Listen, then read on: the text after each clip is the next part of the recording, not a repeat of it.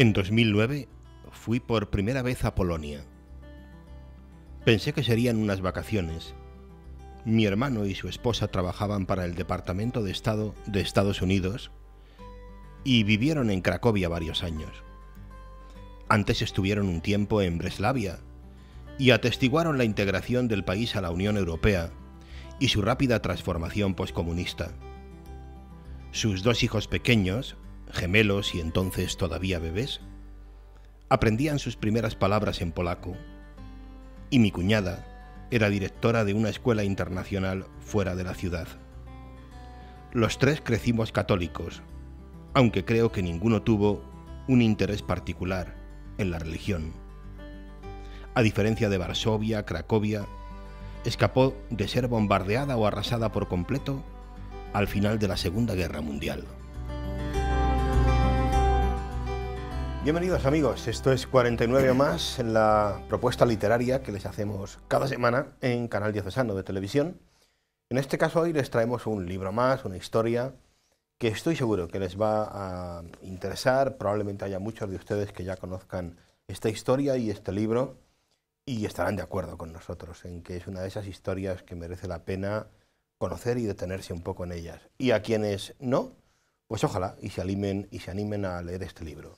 Los niños de Irena es la propuesta literaria que les hacemos esta semana con un buen amigo que está ya aquí con nosotros, como siempre, Antonio Rubio Muga. Bienvenido, Antonio. Muchas gracias, aquí estamos, una edición. Vamos una semana más a presentar un libro detrás del cual hay una historia tremenda, porque es real. Esto no es una novela de lo que vamos a hablar, sino una historia real ocurrida hace 4 días, como aquel que dice, y que merece mucho la pena acercarse a ella. Detrás una autora que a mí por lo menos no me parece muy conocida, que es Tilar Maceo. Dinos algo de esta mujer. Nació en Estados Unidos, en Florida, en el año 71, es profesora de escritura y literatura y en los últimos años se ha interesado mucho por el tema de las mujeres en romanticismo, en la literatura de Gran Bretaña, también por las mujeres durante la Segunda Guerra Mundial, literatura no de ficción, incluso se ha llegado a atrever a publicar en algunas revistas sobre vinos de California. Toca varios temas, pero yo creo que donde más se ha centrado en los últimos años es a raíz de este libro que vamos a comentar sobre la historia de las mujeres en la Segunda Guerra Mundial. Bueno, vamos a meternos en harina, si te parece ya, con este libro. Los niños de Irena. Detrás del libro, pues como protagonista una mujer impresionante, de una talla descomunal cuando conoces su historia, llamada en algunos ámbitos, ¿no?, literarios, considerada ya como el ángel del gueto de Varsovia, porque hizo una proeza, ni más ni menos, una auténtica proeza, que es la de salvar de la muerte a más de 2.500 niños judíos en el contexto del gueto de Varsovia. Así es, esta historia de Irena ha estado ocultada durante muchos años, incluso la autora, como leíamos al comienzo en el primer capítulo, las primeras palabras del libro, su cuñada y su hermano trabajan en Cracovia, en una escuela, y muy cerquita de la escuela pasa la vía de tren donde llevaban a los prisioneros judíos a Auschwitz. Ella, pues un día paseando por esa vía de tren hacia un bosque, con su cuñada, pues descubrió que en el bosque había muchas velas encendidas. Son velas que ponen porque todo Polonia es un gran cementerio. Y su cuñada le contó esta historia y le habló en primer lugar de Irena. Ella empezó a bucear, a buscar quién era Irena y descubrió pues una historia bastante desgarradora, como tú has llegado a decir, el ángel del gueto de Varsovia en comparación con otras personas que salvaron en su día a muchos judíos de morir. Es una historia que quedó un poco enterrada después de la Segunda Guerra Mundial. Parece mentira que una persona que ha salvado a 2.500 niños pues quede su historia ahí. Y conocida muy tardíamente esta historia, es lo sorprendente. Cuando los rusos, la Unión Soviética toma Polonia después de la Segunda Guerra Mundial, persiguen a aquellos jóvenes que habían estado en los grupos de resistencia, que ellos los llamaban Zegota, que se opusieron a la invasión alemana, entre ellos estaba Irena. En el año 61 va a morir su pareja, y entre que los soviéticos no estaban por la labor y muere su pareja, como que ella internamente olvida, entierra su propia historia. Pero a raíz del año 65, donde la autoridad de Jerusalén decide darle la máxima condecoración, decide plantar un olivo en su nombre, en el Monte del Recuerdo, decide declararla en esa lista de justos de las naciones, cuando piden que vaya a Jerusalén a recoger este premio. Y el gobierno soviético, estamos hablando del año 65, como tú decías hace 4 días, le niega el pasaporte Irena para que vaya.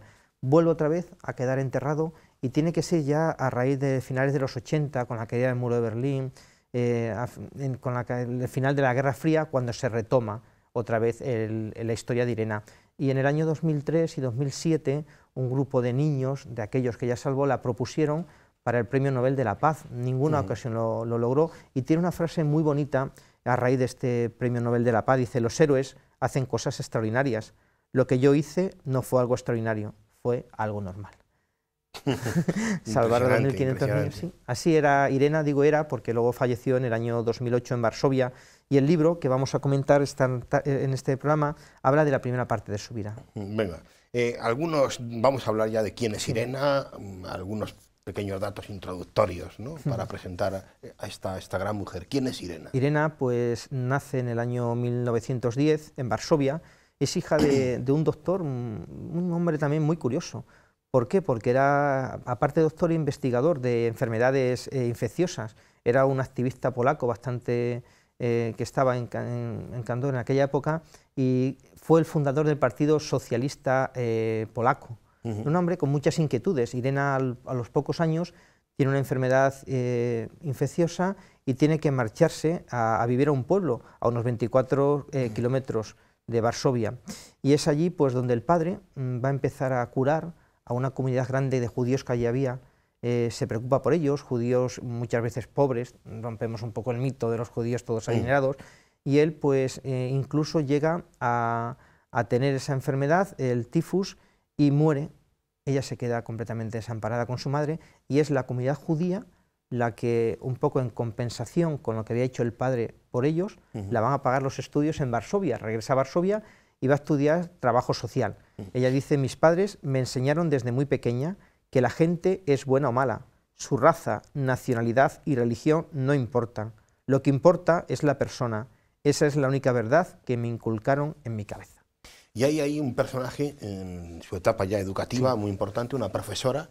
¿Qué pasa? ¿Cuál es la historia, la relación con esa profesora que va a ser tan importante en su vida? Sí, Elena Radliska es una profesora que era de las pioneras en el estudio de asistencia social, no solamente en Polonia, sino en toda Europa, y va a crear un grupo de chicas tipo Irena, 4, que se van a mover alrededor de esta profesora, van a beber de su fuente, y una vez que estalla la guerra van a ser las primeras que van a crear la primera célula de ayuda a los demás. Esta persona, no olvidemos que se movía en esos ámbitos intelectuales. En los años 30, aunque parezca un poco lo desconozcamos, en Polonia se movía un círculo intelectual bastante importante, tal vez de los punteros de toda Europa. Era un círculo de izquierdas, pero que tenía esa inquietud por el tema social. Y en esas fuentes, en la Universidad de Cracovia, fuerte como la de Varsovia, es donde Irena va a vivir. Bueno, vamos a situarnos ya en época de guerra. 1939, Alemania invade Polonia, y ahí encontramos ya a una Irena adolescente, podríamos decir, ya jovencita, implicándose y trabajando, ¿no?, en comedores sociales. Sí, cuando los alemanes, el día 1 de septiembre del año 1939, atacan Varsovia, pues ella ya estaba en esos comedores sociales. A raíz de aquel ataque empieza a ayudar a las personas que habían quedado heridas, a los refugiados, porque muchas personas, huyendo de la guerra del campo, se refugian en Varsovia. Siguen atacando los alemanes Varsovia. A los 23 días del primer ataque, el 24 de septiembre, más de 1000 aviones alemanes bombardean Varsovia, y en el 27 de septiembre Varsovia no tiene otra que rendirse. Habían quedado atrás, pues, más de 40.000 muertos civiles y 70.000 en el frente. Ahí hablamos de 110.000 muertos simplemente del primer ataque. Varsovia se rinde y hay cantidad de personas que sufren, entre ellos los judíos. Los judíos van a ser los primeros atacados, se los vas a impedir incluso caminar por la calle, va a haber restricciones económicas para ellos, los van a confiscar las cuentas bancarias, no podían ocupar a raíz de entonces los puestos públicos, los negocios que ellos tienen van a pasar a manos arias. Entonces Irena ya empieza a ver esta realidad desde el punto de vista de trabajadora social y empieza a preocuparse por ellos. Claro, y surge una cuestión, un fenómeno que es muy conocido, que es el de la resistencia, sí, porque empiezan a surgir esta cuestión de cómo organizarse, ¿no? Cómo organizarse ante ese ataque ya brutal, ¿no?, hacia los judíos y esa represión, ¿no? Sí, el gobierno polaco se refugia en París, se refugia en Londres y desde ahí va organizando la resistencia. Y también no solamente la resistencia, sino un mundo paralelo, que esto es muy curioso. Hablábamos de la intelectualidad polaca, pues en ese mundo de guerra paralelo crean su propia universidad, donde se siguen formando, donde Irena sigue asistiendo a las clases de esta profesora. Y junto a ese gobierno desde el exilio, ese mundo paralelo, también ahí ella se da cuenta de que tiene que crear una obra de asistencia social también paralela. Y es ahí con sus 3 amigas, las 4 alumnas de la profesora Elena, donde crean esa primera célula de ayuda, donde falsificando archivos van a ser capaces de distribuir comida y ayuda a los judíos. Cuando hablamos de judíos hay no sé si decir, no un capítulo, yo creo que es prácticamente casi todo el quehacer de Irena, ¿no? Al final tiene mucho que ver con los niños, ¿no? Muy rápidamente ella se va a encontrar, como siempre, en todos los conflictos, en todas las guerras, ¿no? Los grandes perdedores, los más débiles, y entre los más débiles, por supuesto, los niños, ¿no? Y aquí hay un fenómeno tremendo, que es el que Irena se va a encontrar muy rápidamente, que es pues el de niños que de repente se han quedado sin nadie y están en la calle, niños en la calle. Efectivamente, una vez que esos primeros bombardeos que hablábamos, Varsovia, cuando termina la guerra, el 80% de la población queda completamente derruida, y en esos primeros meses de la guerra, el primer año, hay más de 4.000 niños solos por todo Varsovia, de los cuales la mitad eran judíos. En estos primeros meses también, en los primeros años, en el año ya 41, se crea el gueto de Varsovia, que es una auténtica barbaridad, donde pues en 73 calles, en un 4% de lo que era Varsovia, se intenta que vivan el 25% de la población. 250.000 personas del 1 millón que tenía Varsovia van a vivir en esas 73 calles, en el 4%. Haciendo un verdadero cerco, pero cerrándolas. Levantan un muro de 3 metros, porque no olvidemos que no solamente van los judíos que vivían entonces en Varsovia, sino todas las comunidades judías de alrededor de Varsovia que tenían menos de 500 personas, los obligan a ir al gueto. Levantan ese muro de 3 metros y el 16 de noviembre del año 1940 el gueto queda completamente sellado. Se prohíbe a las personas salir de ese gueto y finalmente, llega a decir la autora, a partir del año 40 el gueto se convierte en un cementerio de vivos. Claro, porque llega un momento en que la vida en el gueto es un verdadero infierno. Sí. Entonces, para que nos podemos hacer una idea, la cantidad de alimentos que daban los alemanes para las personas que estaban en el gueto eran de 180 calorías al día por persona, con lo cual se creó también un mercado paralelo, un mercado negro, podríamos hablar, dentro del propio gueto, donde muchos judíos fueron realojados. Al principio, cada uno, según su condición económica, pues pudo intercambiar con las personas que vivían cuando se crea el gueto en esas casas, cambiaron, pero eran las menos, y al final pues vivían hacinados en esos pocos metros cuadrados, donde pues ella va a tener a partir de la creación del gueto una nueva misión, que ningún niño de los 2.000 judíos que estaban fuera del gueto volvieran al gueto, ninguno de esos niños, y luego posteriormente sacar a todos los niños que pudiera del gueto, porque muchos habían quedado huérfanos con esos bombardeos. ¿Cuándo es el momento en el que ella decide llevar a cabo esa operación de la que hemos hablado, ¿no?, al principio del libro, esa operación podríamos decir, de rescate, ¿no?, de esos niños? Sí, hay varios momentos. Cuando crean el muro, el gueto, en ese año 40, ella se da cuenta de que 180 calorías, muchos niños allí solos, huérfanos, no pueden sobrevivir. Entonces ella un día iba paseando y escuchó algo debajo, por la calle, y en una alcantarilla apareció un niño judío. Lo primero que hizo fue lavarle y vestirle como si fuera un niño ario, un niño polaco, para que la Gestapo no pudiera sospechar de él. Y eso es lo primero que tenían que hacer. Hay un episodio muy interesante, como una noche, estando en su casa, ella vivía con su madre ya mayor, tocaron la puerta una adolescente de 16 años y apareció con 4 niños. Lo primero que hizo fue lavarlos y se quedó sin jabón para uno de ellos, y tuvo que arriesgarse a buscar en la vecina sin saber si le va a delatar o no, porque quien diera ayuda o cobijo a un judío sabía que la pena era la muerte. Le pidió jabón para lavarle. La mañana siguiente rápidamente pues intentaron, a través de una red que ellas crearon, de padres adoptivos de esos niños. Entonces, ese fue un detonante cuando crean el muro, y también cuando deciden ya el plan final de exterminar todos los judíos en una plaza. Llega el tren y cada día sacaban del gueto a entre 6.000 y 10.000 judíos, los más indefensos, los mayores, para llevarlos a los campos de exterminio. Entonces ella ya se da cuenta de que los niños no pueden estar solos, y es ahí cuando ya las células se van ampliando, intenta salvar al mayor número de niños. Ahí quería ir yo ahora, ¿no? Hay ya un capítulo en el libro muy duro, ¿no? Muy duro, que hace referencia a esto que podíamos llamar, ¿no?, la solución final, ¿no? Sí. Que es, en concreto aquí, el campo de exterminio de Treblinka, ¿no? Bueno, pues que es el momento ya, efectivamente, sí, lo llamamos la solución final de la cuestión judía, pues porque ya allí no hablamos de un infierno donde se malviva, es ir a la muerte. Es ir a la muerte, efectivamente. El tren, como decía, le ponían en una plaza, y 6.000 personas diariamente, como de 6.000 a 10.000, tenían que subir a ese tren. Entonces, para ellos tener un certificado, aunque fuera falso, de trabajo, era como un seguro de vida.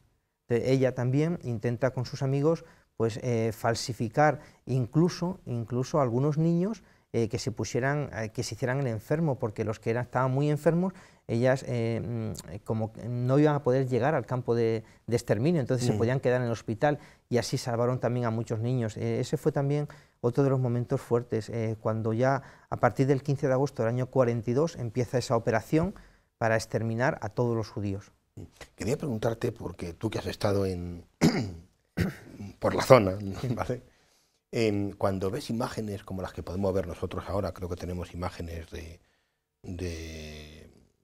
este campo, ¿no?, de exterminio y demás, ¿no? Ahí estamos viendo, ¿no? Cuando ves estas imágenes, claro, pues son imágenes de hoy, sí, esto que estamos viendo, y uno piensa, es que qué lejos quizá está esto, siendo imágenes del lugar real, de lo que se debió vivir allí. Porque estas imágenes las estamos viendo pues de hoy, sin gente, gracias a Dios ya, ¿no? Pero qué difícil es hacerse un poco idea de lo que debió de ser, ¿no?, este lugar de muerte, ¿no? Es complicado, porque estas imágenes que estamos viendo fueron del campo de Auschwitz, de este verano de agosto del 2017, y claro, uno ve ahí floreado, verde, claro, en verano. Imagínate esto en invierno, nevado, todo hacinado, y los pocos barracones que quedan de madera, porque la mayoría de los de Auschwitz era un campamento polaco, y es donde vivía el ejército alemán. Entonces la mayoría de los barracones fueron quemados antes de terminar la Segunda Guerra Mundial, para que no quedara resto. Entonces uno, cuando está allí, se lo imagina, pero no llega a captar toda la crudeza y toda la dureza de lo que realmente pues se tuvo que vivir allí. A partir de ese 15 de agosto del 42 se recrudece todo, y la maquinaria alemana entra ya a saco a destruir absolutamente. Hay un momento muy complicado en la vida de Irena, que es cuando es capturada. Hay un momento en que, hablando así el lenguaje, digamos, nuestro, la pillan, podríamos decir. El 19 de octubre del año 43, ya la guerra prácticamente terminada, pues la Gestapo a las 3 de la mañana toca la puerta de su casa y se la llevan. Es un momento duro para ella, porque ella llega a decir, dice, siempre sabía que este momento iba a llegar, pero de repente me di cuenta de que no estaba preparada. Ella había confeccionado toda la lista de los niños, los tenía en papeles fácilmente destruibles, e incluso los tiraba. Tenía pensado que los tenía en la ventana de la cocina, y cuando llegaran a por ella, levantar la ventana y tirarla, pero se dio cuenta de que aquel día pues no podía tirarlos porque estaban gente abajo. Al final se destruyeron. Ella es arrestada, es llevada a unos interrogatorios donde estuvo varios meses, donde pues la torturaron. Ella quedó coja para toda su vida a raíz de esas torturas, donde la llevaron a la cárcel de Paviat, donde nadie salía de la cárcel, donde sus compañeras de celda murieron. Pero claro, a ella lo que le salvó es que los alemanes nunca supieron a quién habían capturado, que era realmente el alma mater de toda esa célula. Y a través de sus amigos, de ese grupo Cegota, la Resistencia, pagaron el mayor rescate, sobornaron a un alemán, y pagaron el mayor rescate que se había pagado en toda la historia del gueto de Varsovia, de Varsovia. Para salvarla a ella. Para salvarla, al cambio $100.000, una auténtica fortuna en aquella época. Ella se salvó, volvió a su casa, su madre era enferma, y ya la recomendaron, mira, aquí no puedes estar porque van a volver a por ti. En principio apareció muerta en las listas de la cárcel de Paviat, y luego volvieron a por ella, y ya se tuvo que marchar a las afueras de Varsovia hasta que terminó la guerra. O sea que, bueno, estamos hablando de un auténtico milagro, sí, ¿no? un milagro. La supervivencia de Irena en las cárceles y después de la tortura, un verdadero milagro gracias al cual estamos contando hoy esta historia, Sí. porque de no haber sobrevivido ella, no sé qué piensas tú, pues no habríamos podido contar esta historia porque Sí, no, hubiera de sido su entorno, de aquellas amigas, no quedó nadie. algunas murieron, otras se recuperaron, otras se pudieron salvar, algunas la daban por muertas, y en los bosques de Polonia se refugiaron huyendo. Al final de la contienda, cuando Himmler intenta arrasar la ciudad por completo, no solamente a nivel físico, te decía que el 80% de Varsovia fue destruido, sino intenta también matar a todas las personas, a todos los que estaban allí. Los soviéticos, que estaban cerca, se hacen un poco el loco, no apoyan al ejército polaco y permiten que los alemanes arrasen.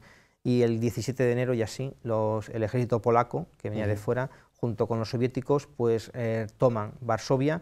Atrás habían quedado 6 millones de polacos muertos en la Segunda Guerra Mundial, y de los 400.000 judíos que estuvieron en el gueto, bien los de 150.000 más el resto que vino de los pueblos, solamente sobrevivieron 11.000 judíos. O sea que 300 y pico mil judíos. Sí, sí, 388.000 judíos de Murieron. Varsovia, polacos muertos en la Segunda Guerra Mundial. Y estamos hablando de, como decíamos, de hace 4 días, porque esto es 1944. Sí, Ya, 44, 45, ¿no? Cuando liberan. De hecho, Irena, decíamos que muere en el 2008, y muchos de sus niños viven todavía. De esos 2.500 niños que ella salvó, esas listas que algunos, lo que ella pretendía con la lista no es tanto llevar una contabilidad, sino que esos niños pudieran el día de mañana volver con sus familias.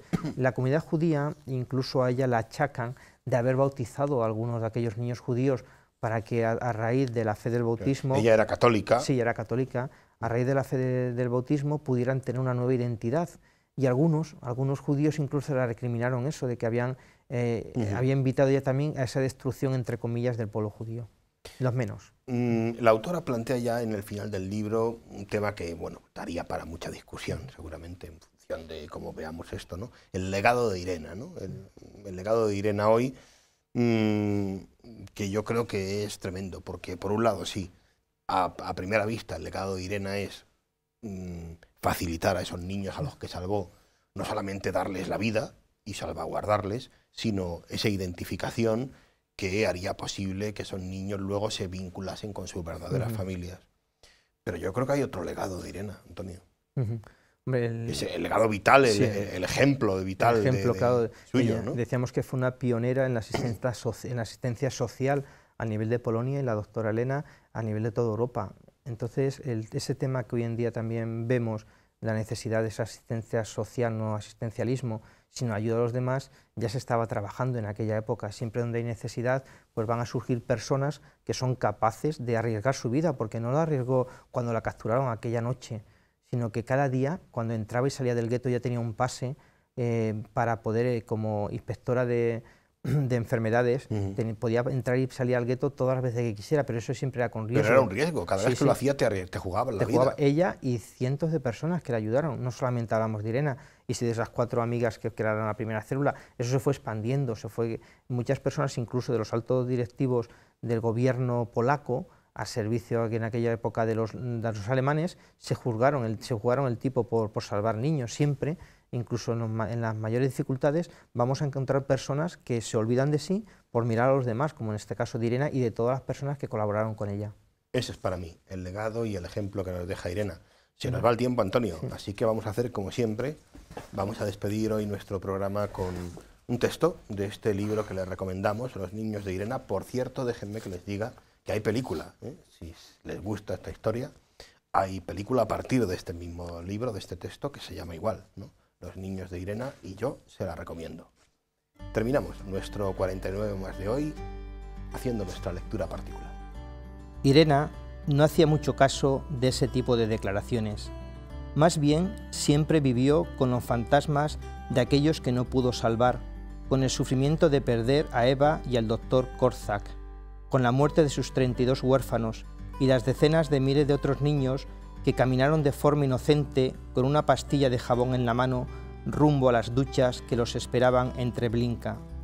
Incluso reconoció que sobrevivir era una experiencia horrorosa para los pequeños héroes. Solo unos pocos de esos niños se reunieron con sus familias.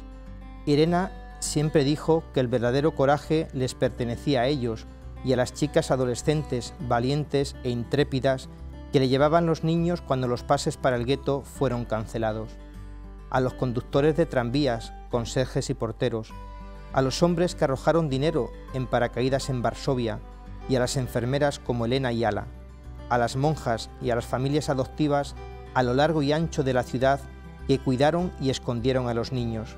Sobre todo, pertenecía a las madres y padres que los dejaron ir. Irena siempre insistió en que ella solo fue la parte menos importante de una red frágil pero asombrosa que se extendió por Varsovia en la primavera de 1943, que fue solo una pieza de esta gran fraternidad de extraños.